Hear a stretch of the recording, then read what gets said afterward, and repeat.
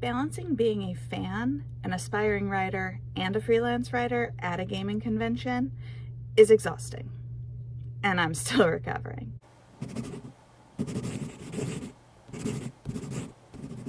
Hi, my name is Dawn Dalton. I am a freelance writer and an aspiring author, and this year I am working towards self-publishing my first book, and I'm taking you along for the ride.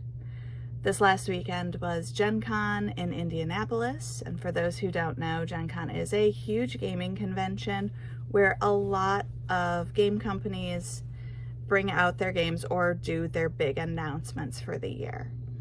It's been going on for quite a few years. I used to go when it was in Milwaukee. I haven't been for a few years, so it was beyond time to go again.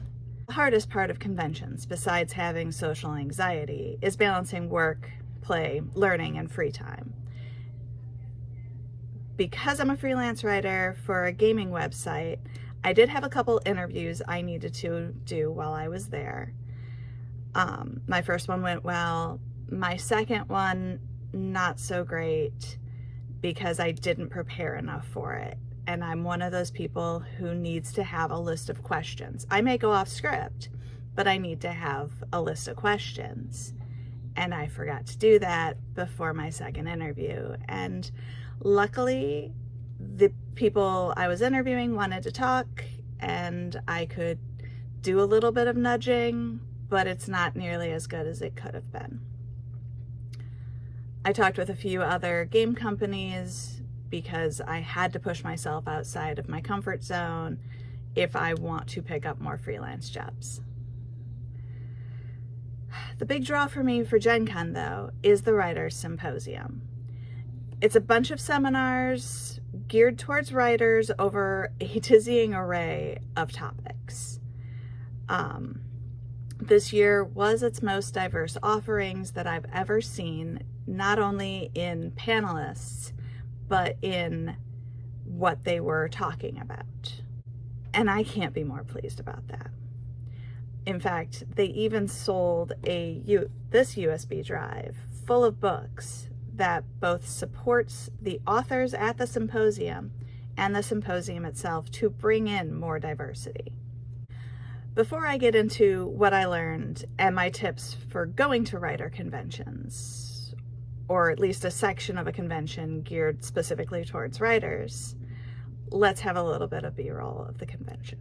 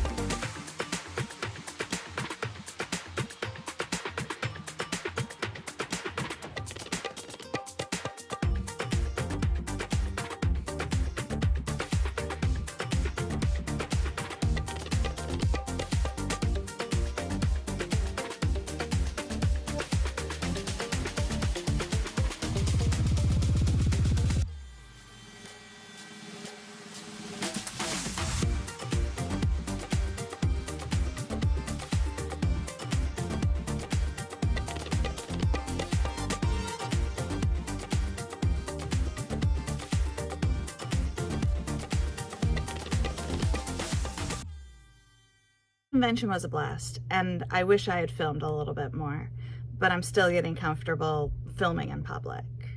In my basement, by myself, fine. My husband in the room next to me, filming around other people, not so much. regardless, let's talk about the seminars I took and some of my takeaways.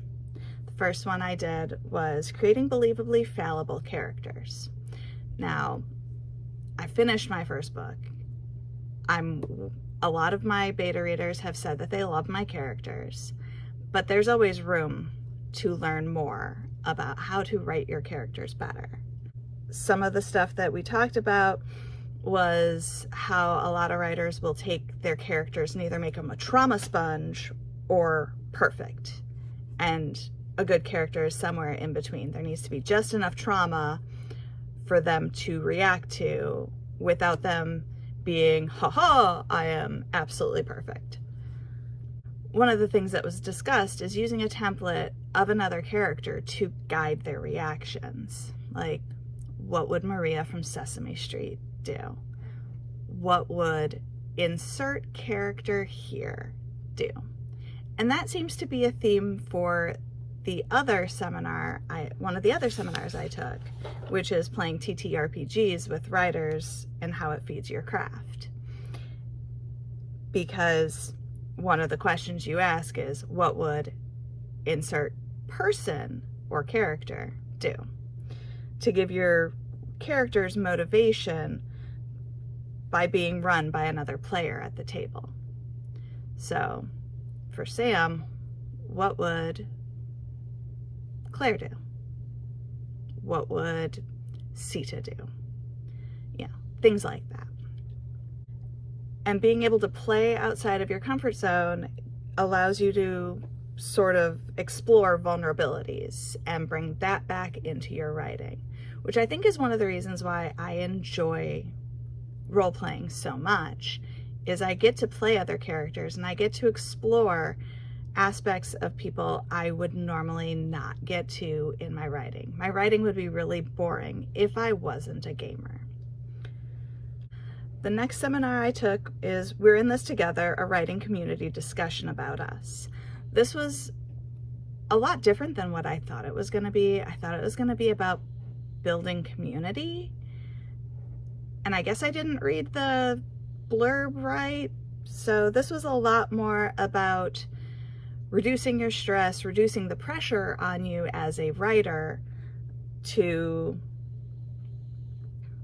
sort of make it easier for you to write. So writing for yourself as opposed to writing under a deadline, you know. One of the big takeaways from this one is don't be blocked by writing advice. Do what works for you. And that every time you write, it is a pushback against the talk of the humanities not being important. Writing is defiance. And I think that that's an interesting take on it. Writing is defiance. It's defying the people who told you couldn't do it. The school counselor who said that you're never going to be a writer, even though your teachers told you were going to be. I then took comprehensive intimate scenes, which is not just intimate in the bedroom scenes. It is also building how platonic characters interact with each other. And because I write romance and chemistry is important to everything I do, I thought that this would be a fun one to just add to my toolbox. And one of the big takeaways from this one is that you need to inject intimacy and meaning into gestures and tension, sort of like some of the scenes from Pride and Prejudice where Mr. Darcy, you know, takes her hand as she's getting into the carriage and then flexes his fingers afterwards, because that is super intimate for that time. And being able to put that into your books just ramps the tension, especially if it's an enemies to lover book. And a little bit of how the more time people spend together, the more they take on each other's idiosyncrasies, like turns of phrase and gestures. The seminar after that was handling book releases. And this one I didn't take a ton of notes on, even though this was the one that I was going to the convention for. The big thing for this is to build it as a business so subsequent releases are easier to find. Basically making it so that people know where to find you and where to look for what the next big thing is for you. Connect with other authors,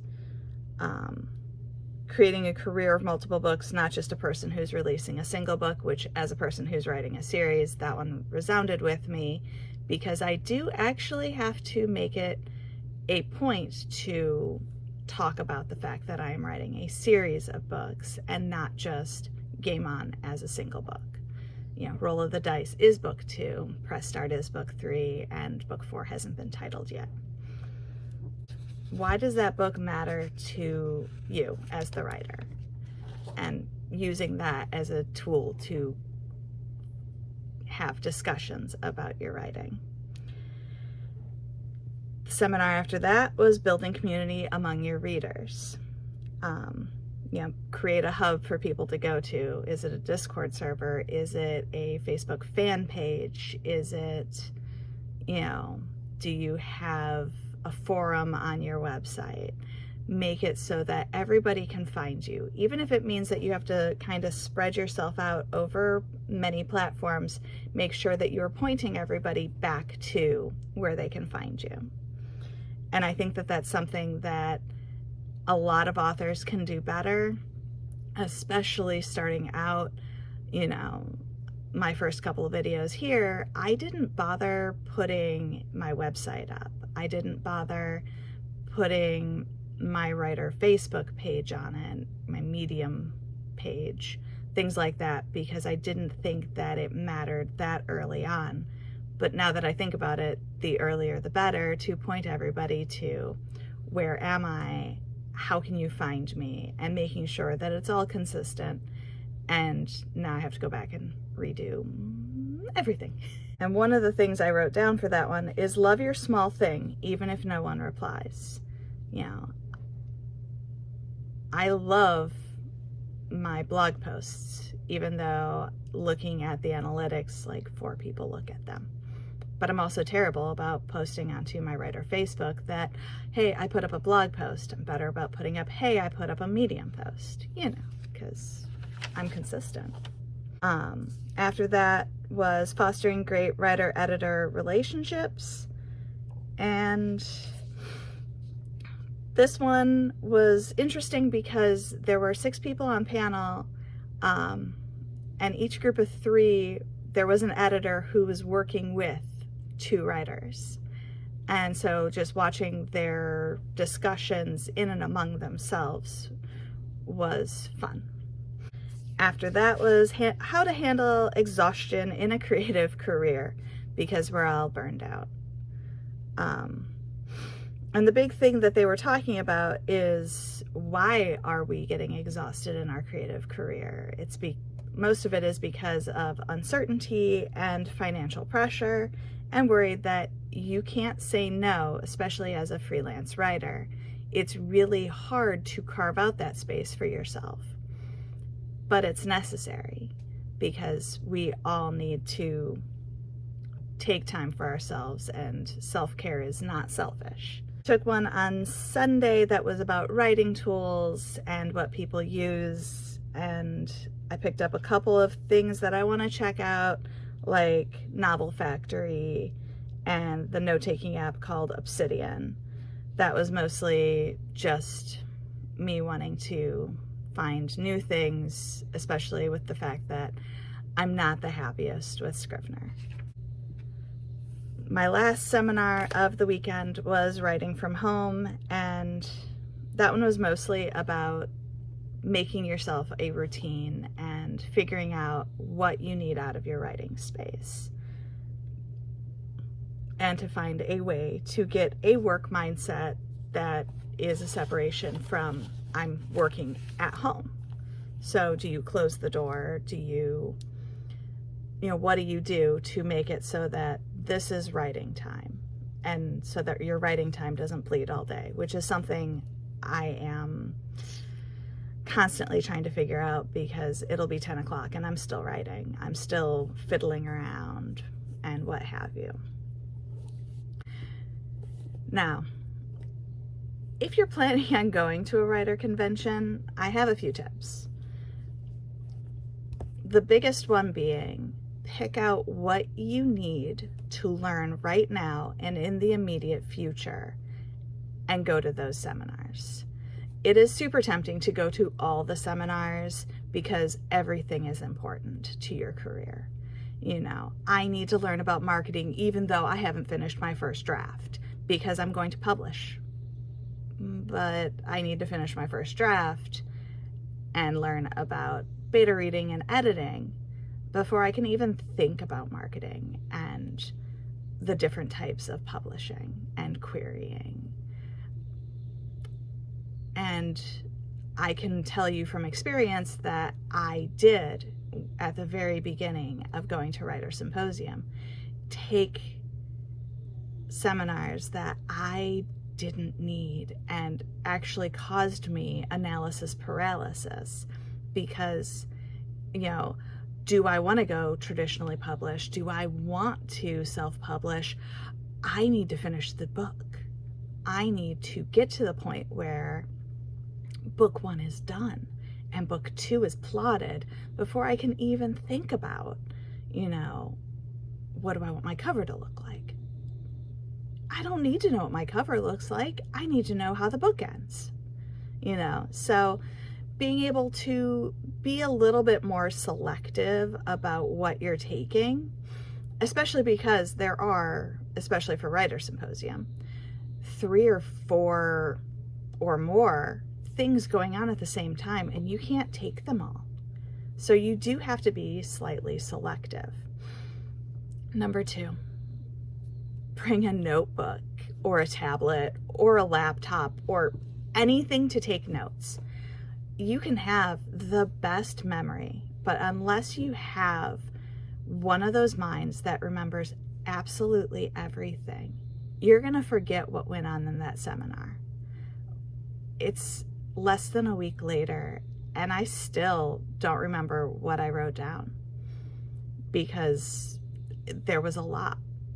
Your brain cannot absorb everything that's going on, so take notes. Which brings me to something I wish a lot more people thought about before they go, and that's don't bring a clicky-clacky keyboard. Like, unless you absolutely have to, unless that is your only keyboard, please don't bring that and utilize it during a panel. It is distracting to not just the panelists, because I watch them go, but also to the people around you. And silence your phones.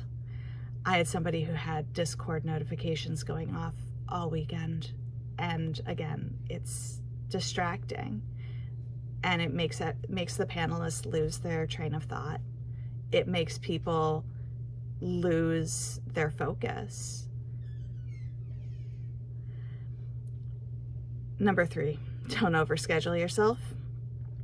Give yourself downtime to process what you're learning and to be able to talk to people.